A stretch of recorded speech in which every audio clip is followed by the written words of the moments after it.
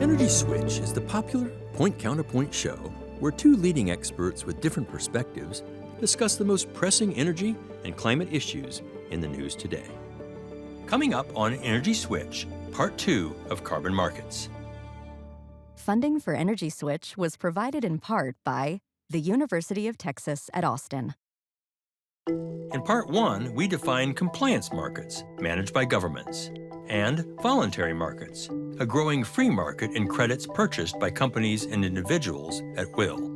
In this episode, we'll look at the traders who make the market work, market forces that help set prices, the emission reduction potential of low versus high price credits, and the importance of better regulation and verification to the market's success.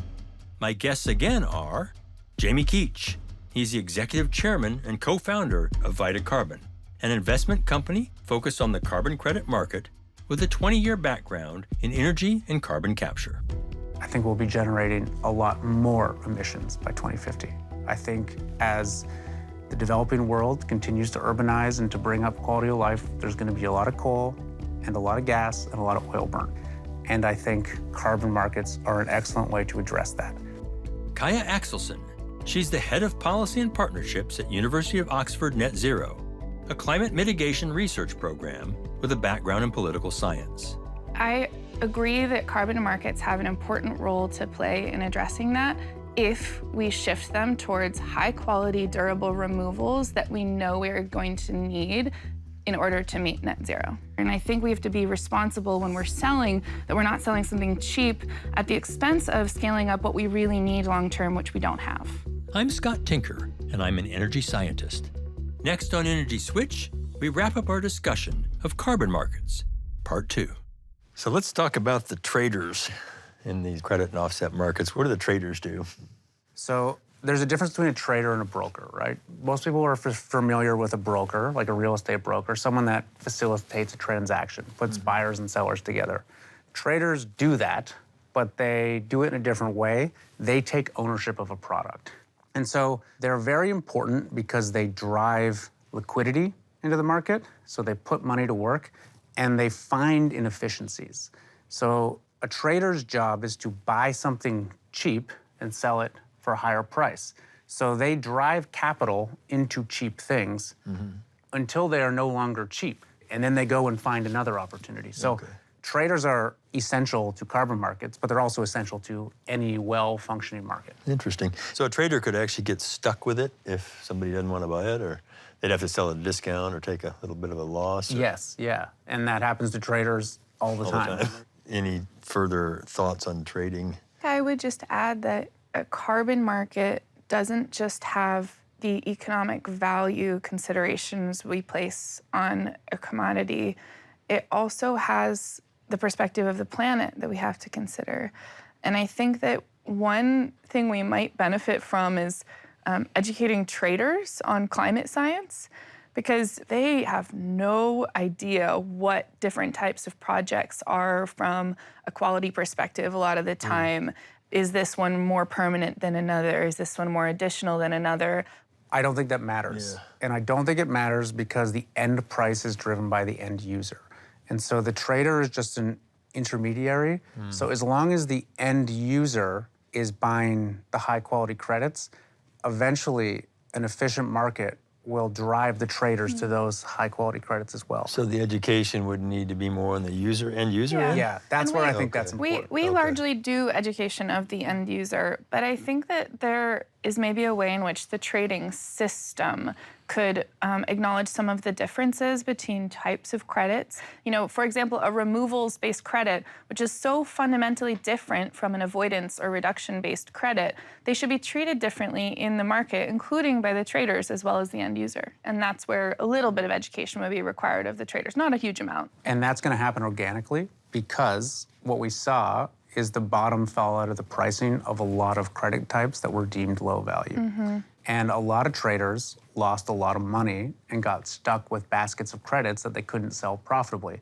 So they're going to go back to their notes and say, we can't buy credit X and make money anymore. Maybe we should be buying credit Y. Maybe that's removals or something else, but whatever it is. So it's in a well-functioning market, that happens organically. I would argue that we don't have a free market in the voluntary carbon market. I would say we have a free-for-all market. And the recent trend towards higher demand for higher quality is so new. Historically, we have been all over the map, and people have traditionally said a ton is just a ton. And now that consciousness among the demand is starting to change, but I don't think it's changing fast enough. We have a huge removals gap that we need to close.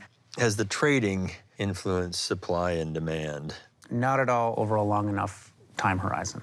Carbon's not like buying a house or buying a stock or buying a bar of gold where you can basically hold it forever.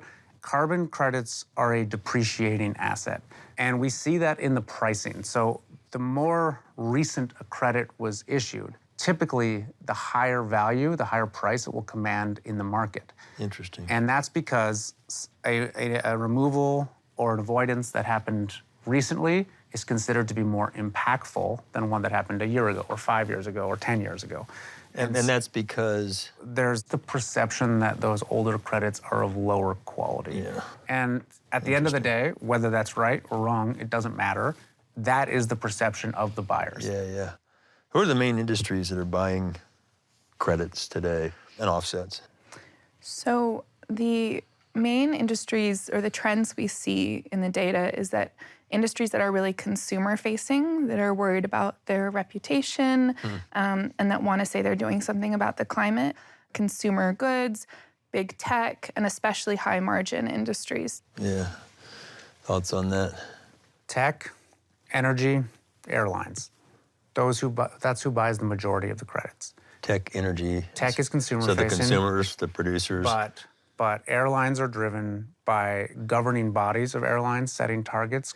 And I would say that energy is driven by government criticism and activist shareholders. And energy being broad energy or just the... Fossil fuel energy, of course, yeah. How about some of these industries that make things that society depends on?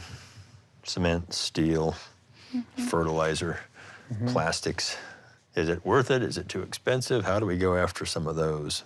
Yeah, I mean, given how important decarbonizing cement and steel, those kind of hard-to-abate sectors is, my preference would be that those industries just really focus on cracking how to use less fossil emissions as part of their production. And I think it would be really valuable if we supported them in that by not requiring them to offset or not asking them to meet their targets through offsets in the voluntary carbon market. So estimates vary, but there's something like 50% of all emissions are considered unabatable today, either technologically or economically. So technologically means we really don't have the technology, or we don't have the technology at scale to do this. I would say cement production, potentially steel production, would be very, very hard to have the technology at scale to do. The second part of this is economically. So I think it's something like 40% of the world is fed based on synthetic fertilizers, which of course come primarily from natural gas. Ammonia. So what happens if we massively or dramatically increase the price of natural gas and the products created, the food products created for that? How does that impact people, the ability to feed themselves, right? So that's an example, I think, of economic constraints there. So I don't think a lot of industries can decarbonize. I think we're lying to ourselves if we think that they can. And I think what we want to do is provide them the best mitigation they can. And I think low-priced carbon credits are the way to do that. Yeah, I disagree. If you're talking about 2030, yes, we have some obstacles if we're talking about that pace of decarbonization. But in 2050, there could be a whole lot of changes in technological advancement, and IEA pathways show, for most sectors, we might be able to decarbonize something like 80 to 95%. It really depends on the sector and depends on where you are and what's available to you. Pretty much all these models are suggesting that there's going to be a final 10, 15%, depends on the sector, right?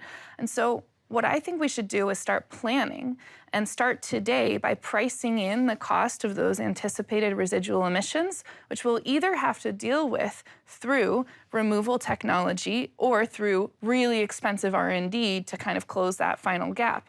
And that's why I think it would be helpful for us to be pricing in that carbon cost today so it's not a shock to the economy tomorrow. I think this would be our one major disagreement here, which is I don't think we will not be generating emissions by 2050. I think we'll be generating a lot more emissions by 2050. I think as the developing world continues to urbanize and to bring up quality of life, there's going to be a lot of coal and a lot of gas and a lot of oil burn. But I don't really want to debate you on what the outcome will be if carbon emissions continue to go up. I think they will continue to go up, whether I want them to or not, or whether you want them to or not. And I think carbon markets are an excellent way to address that. I agree that carbon markets have an important role to play in addressing that if we shift them towards high-quality, durable removals that we know we're going to need in order to meet net zero. The problem with something like direct air capture is it's so expensive as to be impractical for these heavy emitters as well, too, right? What does it cost to remove a ton of carbon from the atmosphere by direct air capture? Right? I've heard anywhere from $250 to $1,000 or more. Today, yeah. Direct air capture is one important technology, but carbon removal technologies there's many, many options with that, because it's not just direct air capture. We should invest in them, and we should improve them, and we should make them better and cheaper and more efficient. I just think it's going to be challenging. That's all. But if you're selling cheap offsets that undermine the development of those technologies, then I think you are creating a moral hazard. Well, I believe my offsets are inexpensive and effective and doing the job they're supposed to be doing. You sell RED Plus credits. A huge number, even the majority of RED Plus credits have been found to be ineffective or overcredited. What's RED Plus? RED Plus is an accreditation system for a lot of forest credits around the world. So we sell RED Plus credits in a portion of RED Plus called Improved Forest Management, which is much higher quality. And so we're doing that on a project that was permitted and licensed to be deforested. And it was purchased privately and it was protected. And 30% of that had been deforested and is now regenerating naturally. So that is the RED Plus project that we have in our portfolio, and we selected that specifically for some of these criteria that I believe, and I think a lot of our buyers believe, enhances its quality. I think the methodology improvement on that is really awesome. But I would still say that protecting an existing forests that are already factored into the climate models as to how we meet net zero, instead of building new removals by reforesting, creating new kind of ecosystems that can better capture sinks, and using a whole other suite of removal methods that might be more expensive, there's still a trade-off there. And I think we have to be responsible when we're selling, that we're not selling something cheap at the expense of scaling up what we really need long-term, which we don't have. You mentioned something that I think is worth addressing, which is they're factored into climate models. That means it's assumed that they will be protected, right? Yeah. So I would say to that, why are we assuming they will be protected? Governments have not been able to, in my opinion, effectively protect against deforestation in a lot of the poorest countries in the world. So money has to go into that for that to happen. I think we should not rely on charity for that. I think we should rely on markets, and I think carbon credits are an excellent pathway for that. Yeah, but not at the expense of ongoing emissions that we're letting off the hook. That's just my view. That's a double loss in my view. Okay. It's a great dialogue. I think this speaks to the difficulty and challenges of addressing some of these things. Well, we're actually on the same side for most of things. You are. I think You are. Yeah, that's important to say, actually, right? I agree. You are, and you're both We probably trying to agree find ways to reduce emissions. on like at scale. 90%. So let me kind of come in here to the challenges we've discussed and some of the neat possibilities and opportunities. So what's happening to the market? Is it static? Is it decreasing? Is it growing? Let's just pick a time frame. In the next decade, what do you see happening there? I think I'm excited by some of the trends that we've all discussed here about users demanding higher quality credits and users demanding a lot more removal credits from the market. We need to close a removals gap in order to meet our climate goals globally. And so the market is starting to respond to that understanding of science. That's a beautiful outcome, but it's not happening nearly fast enough. And so I'm interested in ways that we can reform the market to distinguish between the types of credits to help really stimulate more demand and supply of that removal and storage technology that is really high quality and additional and permanent. I'm also really excited about the ways that we can innovate on how we are making claims based off of investments in the voluntary carbon market, saying these are contributions, they're not compensating, I'm still trying to reduce emissions. Then I think that we create an honest narrative and continue funding those important projects. Right. If I heard you right, focused highly on differentiating the quality. Yeah. So how do you see that, Jamie? So, as you can probably tell from this conversation, there's a lot of debate within the carbon market about how the market should look, Right. where the focus should be, and what makes a good quality carbon credit, a high quality carbon credit. That is good in a way for the evolution of the market. The problem with that is there's a lack of clarity for buyers. And we've seen some of the biggest carbon credit buyers on the planet get routinely and aggressively criticized by a variety of publications for buying the wrong credits. The wrong credits. And it's important to note, these are the companies that are trying to do something. They receive often more criticism than the companies that do nothing. Yeah. So if I were running a deca-billion-dollar energy company, there would be a lot of temptation to do nothing until there is clarity around what is a good credit. So that has to happen. The faster that can happen, the better. And I know my business, which is a business that exists to create credits, but to create credits at a profit, I will create the highest quality credits I can, and I will sell them for the highest price I can if I know what they are. And people will buy them once they know what they are. So the faster that can be settled, the better.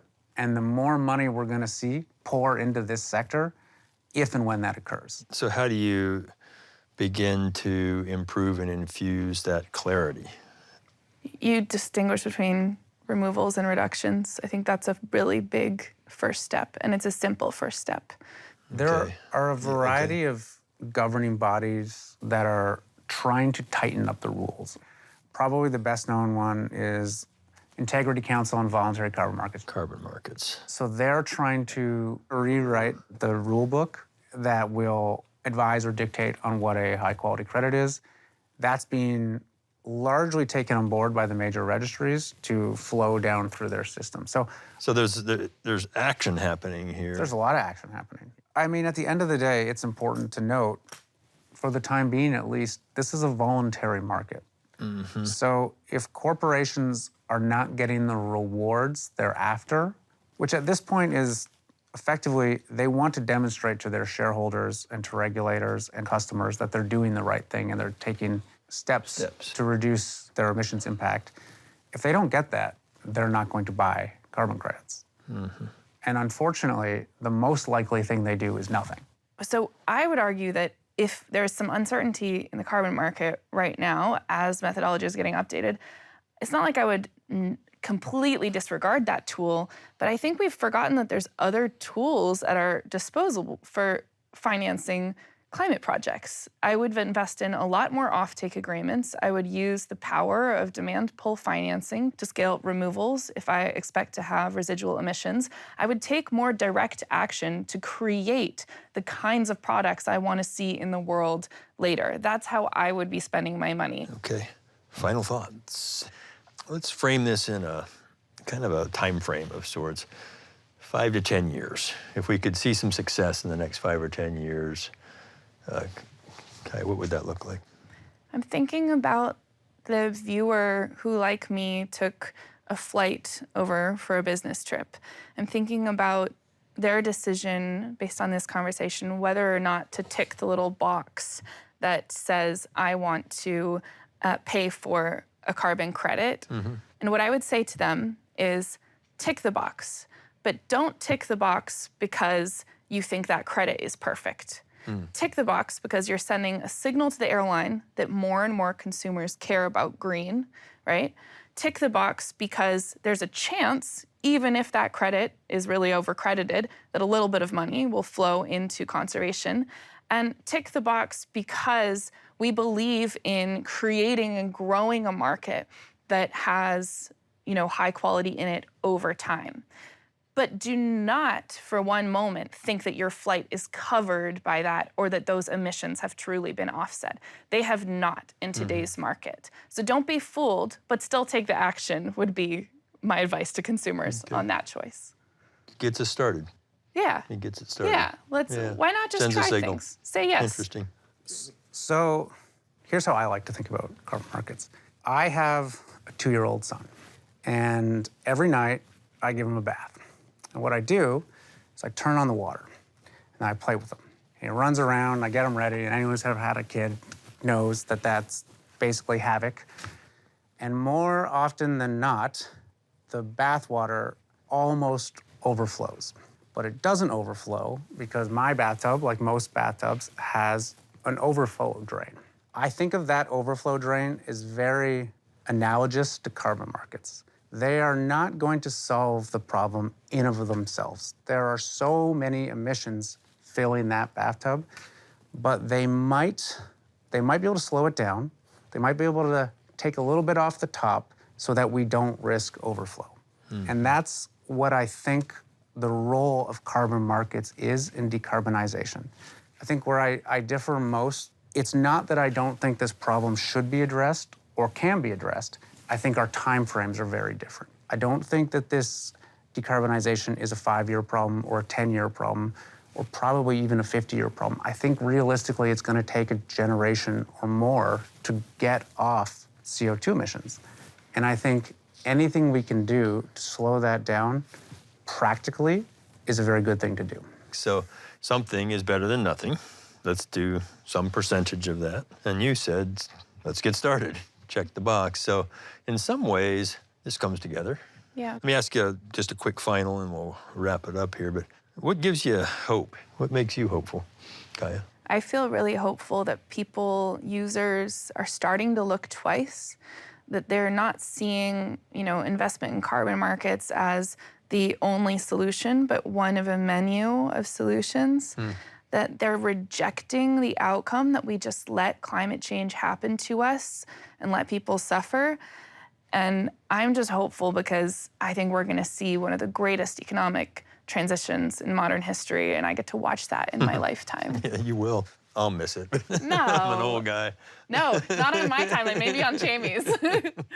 I kind of echo what Kaya says. When I was in grad school, a big part of my thesis was on decarbonization of mining projects. And carbon credits played a role in that.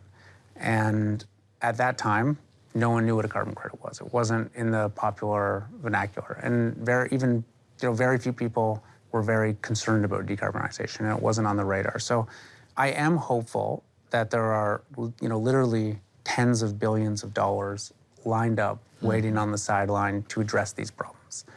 And I'm excited about helping to craft those solutions. So I'd say that what gives me the most. Hopeful. Yeah, excellent. Well, look, I appreciate your knowledge and your experience and your candor. It was really a fun conversation, Pleasure. Kaya. Thank you. Appreciate you joining us. Thanks, Scott. Yeah, thank you, Jamie. Scott Tinker, Energy Switch. In carbon markets, like other markets, brokers make sales between parties, while traders are temporary owners. Jamie contends that by striving to buy low and sell at a profit, they drive capital into the market, increase efficiencies, and keep prices affordable. Kaya argued again that low-price credits may give companies the appearance of hitting carbon goals, but may not actually reduce emissions, and may draw funding away from more expensive projects, which are more likely to actually remove CO2 emissions. Jamie countered they're an affordable way for companies to try to do something, though many are then criticized for buying the wrong credits. He argued that all buyers want high-quality credits that deliver on their promises.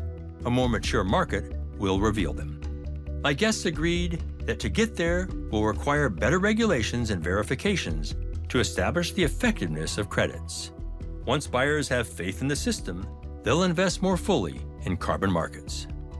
Energy Switch is executive produced by Scott Tinker and produced and directed by Harry Lynch. Emily Hooks is the assistant producer and researcher. Editors are Ginny Patrick, Yusef Swachina, and Jackie Kunzler. Matt Aslanian does the sound. Energy Switch is produced by Arcos Films for the Switch Energy Alliance, with support from the University of Texas at Austin,